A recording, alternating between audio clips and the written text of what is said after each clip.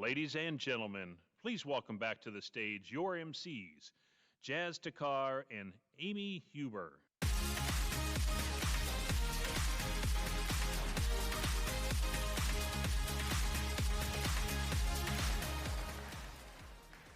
Welcome back to day 2 of Apex. We've got 15 amazing sessions for you today. I see a few hungover faces in the crowd, so hopefully you'll get through the 15. Yeah, we've had some phenomenal content so far, and I hope you're ready for some more. Yeah, welcome back, everyone. We're so excited to dig into day 2. And we'll start off by hearing from Bharath Chari. Bharath is a board member at the XRP Ledger Foundation, and he'll be joining us virtually from Tallinn, Estonia. Bharath is going to discuss the work the foundation has been doing to support developers building on the XRPL. Thank you. Thank you very much. Thanks.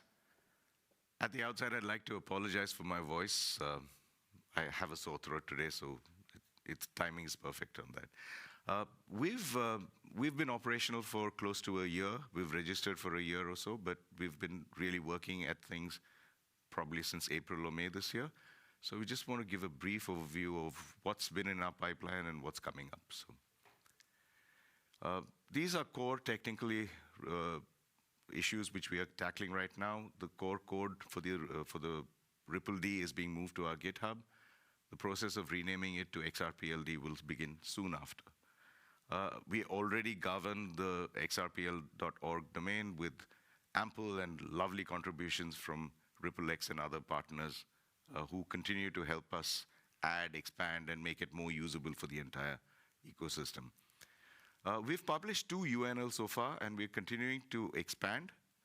As negative UNL comes into play, which it should within a month or so, we will expand even more aggressively, which means that the network has more validators and it becomes more robust.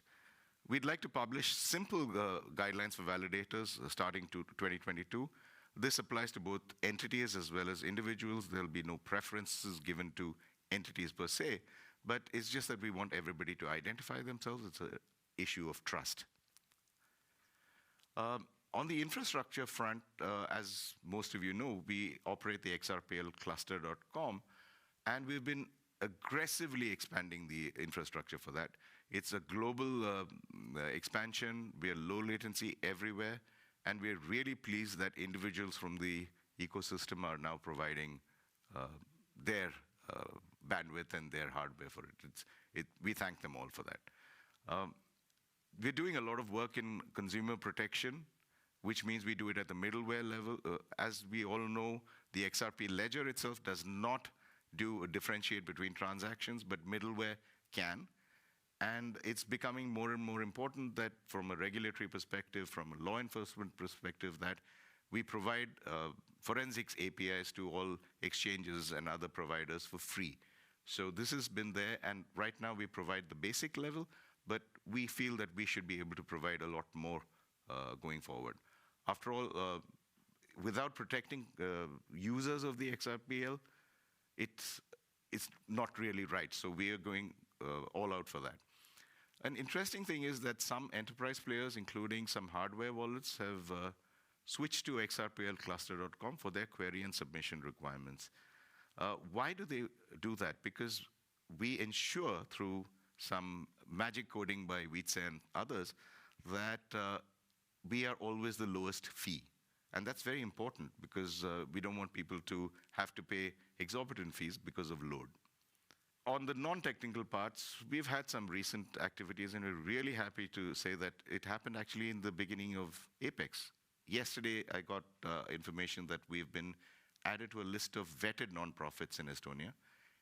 You don't get added to this list unless there's a rigorous process which says that we have a vision, that we will carry out things, and we are good for economy, the society, and we have a plan, which is not for just this year, that a plan which goes forward. We're working with universities and schools to create scholarships in our name, right? We are being pretty focused on those interactions with them. We have our first partnership is with the leading technical institute called Taltech.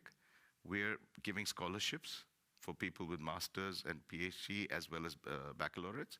And while we don't specify that they would work on something very specific to the XRPL, but the interest and the excitement which they had when they know what our plans are, we think a lot of students will be applying for these scholarships, and we think we'll have a lot of young talent, more talent coming into the XRPL ecosystem.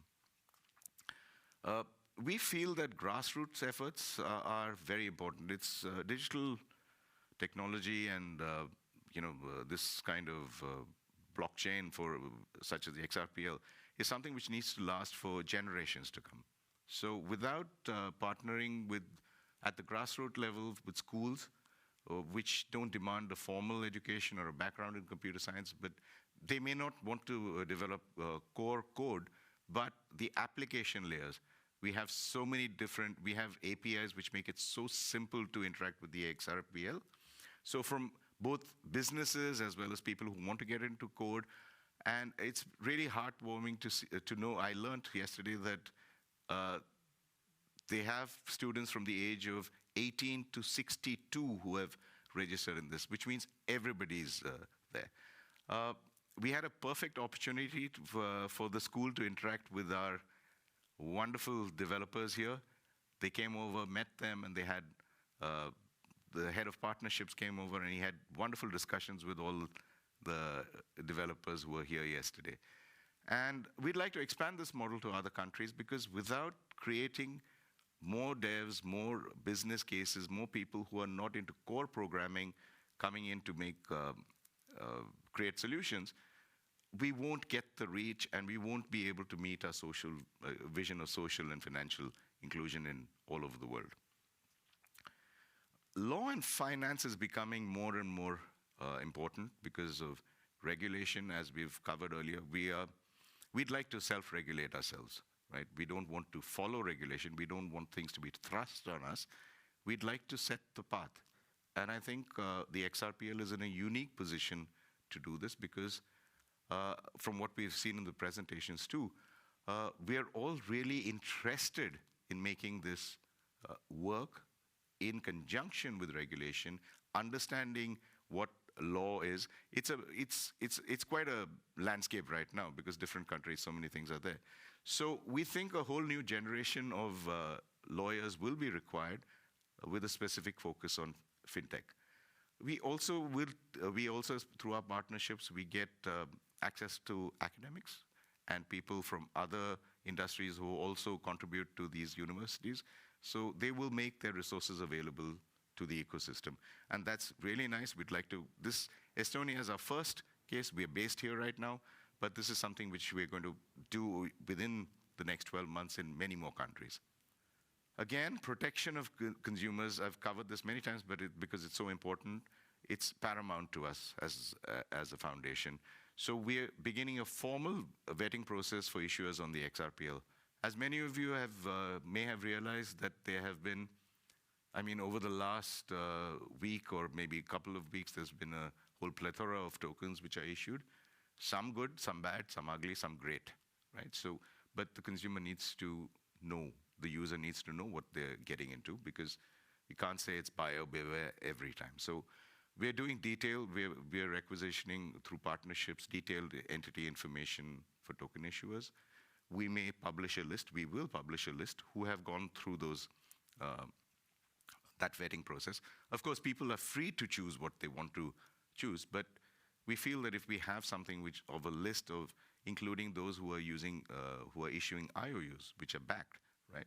So we have a formal audit process where they presumably, if they're regulated, they have their audited things, which our auditors can just discuss with them. So we think overall all these things will bring us to a much healthier and robust infrastructure, and a blockchain which will last and persist, on all fronts, and also make it more attractive for entities, governments, nonprofits, charities, cooperatives, all of them to use it, as the XRPL is meant to be used.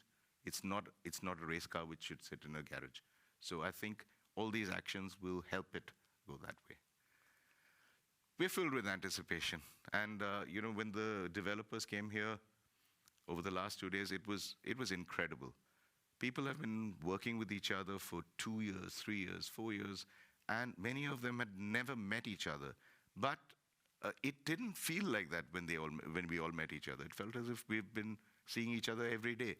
So, but what we do find is that the physical interaction, which has been very difficult over the last 2 years, hopefully things will change, is an important part of it. And everybody here has expressed the desire that, yes, they love the fact that we have a home for them. The XRPL office is not for us. It's for the ecosystem. So everybody treats it as their own. They can come here for a day. They can come here for a week. They can come here for a month.